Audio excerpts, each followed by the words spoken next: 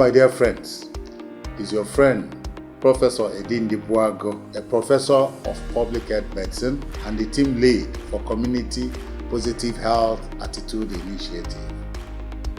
Today we are going to be talking about the things that will make you live long, be healthy, and then live happily. We are going to give you an overview of those things.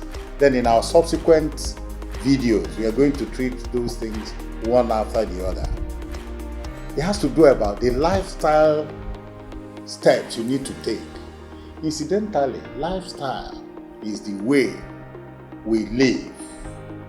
It's the things, our habits, the things we eat, how much sleep we get, our environment, how much we move, how we cope with stress, So those things cumulatively constitute our lifestyle. And it's been shown that lifestyle contributes a lot to somebody's health, In fact, that is why now you have an area of medicine that is called lifestyle medicine. This one specifically tries to even manage some problems that are lifestyle associated, like diabetes and hypertension, with purely lifestyle activities. It's achievable. It's happening now. So you'll find out that some of those diseases that are usually associated with bad lifestyle, you have different forms of cancer, both prostate, cervix, breast cancer, colon cancer. All these things are lifestyle related.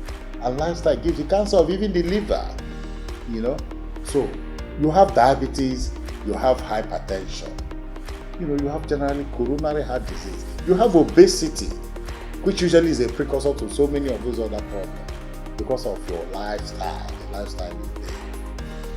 So, but incidentally, it's been shown that these diseases, like now, it's been shown that 2/3 of all the diseases we encounter now are lifestyle related. That is worrisome. And these are things we can do something about, to mitigate and live longer, So, before this period, especially before 1939, we used to hear more of communicable diseases.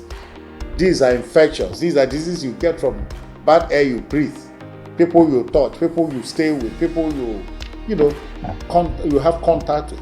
So those are communicable diseases. But non-communicable diseases are now leading. And these communicable diseases were more in poor, low and middle income countries.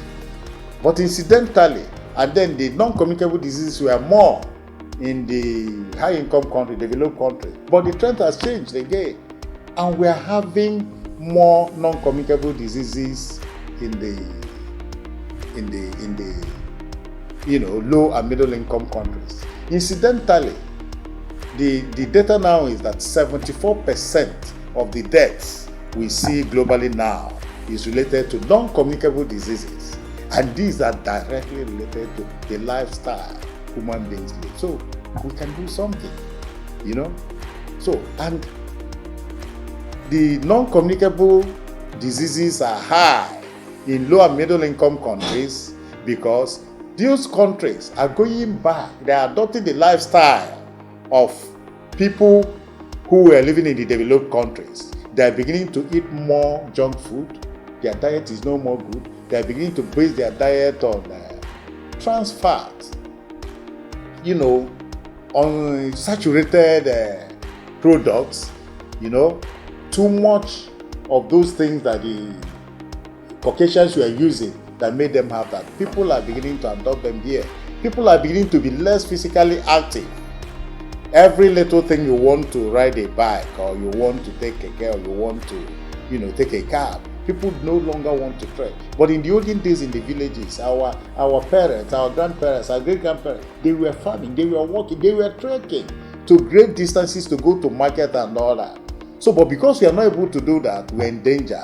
So we need to physically make efforts to catch on that, So And of course, the things we consume, our habit like cigarette smoking, alcohol consumption, all those things that were not happening before are beginning to happen in low and middle income countries. And the whole idea of we talking now is to let us start reversing the trend so that we can live longer, live healthier, and live happier. You see, even WHO said that good lifestyle helps to reduce the chances of getting dementia. Usually when you get old, most people, dementia, you start forgetting things. People start urinating on themselves. People start talking irrationally. It's not deliberate. Some of them are the cumulative effect of the things we did as young men and when we were born. So please, let's avoid them. And then you see, WHO again advocates for what we call healthy aging. And healthy aging is, being able to develop and maintain the functional ability that will enable you, live well, age well. They will enable you to do the things you should be able to do as you're aging and when you get old. And those things include being able to move, your functional ability, means being able to get up and move unaided without walking stick. It means being able, to meet your basic needs. You don't depend on your children or your grandchildren to buy a shirt. If they don't buy, you must not get. You can age in such a way that you can do these things if you plan your life well. It means being able, to contribute to society. Like even if you're old, I've seen 90-year-old people discuss intelligently on television, provide solutions to Nigeria's problem. That is aging well. That is functional ability. Of course, you age in such a way that you should be able also to take decisions about yourself.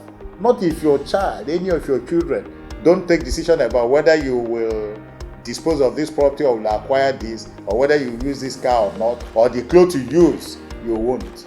That is not good living, And so it is good, And then of course, if you're aging well, you should be able to, at any moment in your life, be able to develop good relationship with people, make yourself happy, know how to cope with stress.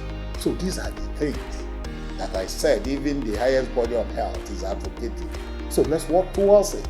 And essentially, in a nutshell, the lifestyle you ought to work hard to adopt. First, watch your nutrition, eat well. Second, be physically active. You must not wait, like if you're in your house, you must not call for, you want to drink water. You can get up, go to the fridge or anywhere and take water, But if you keep denying yourself, keep sending people, gradually it builds on and eventually you're unable to do it for yourself, Good. You should be able to avoid those harmful substances. You don't have any business smoking. If you're going to drink to moderation. Don't take so much drink. It's injurious to your health. Your liver, your other organs are in danger. Cancer is knocking if you keep drinking too much. You should be able to avoid irrational use of drugs. Don't take drugs for drugs' sake. Be guided properly before you take drugs. Don't abuse drugs.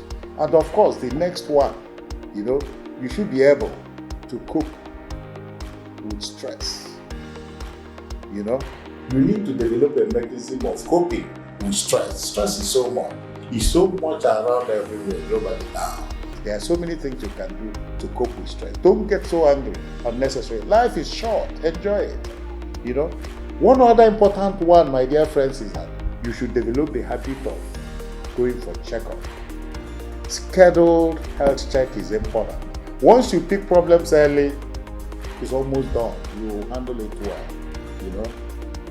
Then of course, you need to, you need to be able to sleep well. If you don't sleep adequately, you are running a risk. You need to sleep adequately, at least 7 to 9 hours a day. And of course, you need to be able to develop healthy relationships with people. Work towards that. If you're happy and you have good neighbors and you relate well with people, you will live longer. Finally, avoid risky habits. Avoid risky activities. You know, like driving recklessly, going into water without lifeguard, jumping from heights. There are so many risky things we do. That will be another video we'll do. We'll take them out one after the other, and you see. So avoid these things, my dear friend. That is what we from the Community Positive Health Attitude Initiative is telling you. We love you. People love you. You're loved on everybody. We want you to live long, live healthy, and live happy. There's so much we still can contribute to the world. Even at old age, you've seen it. So thank you so much, and may God bless you.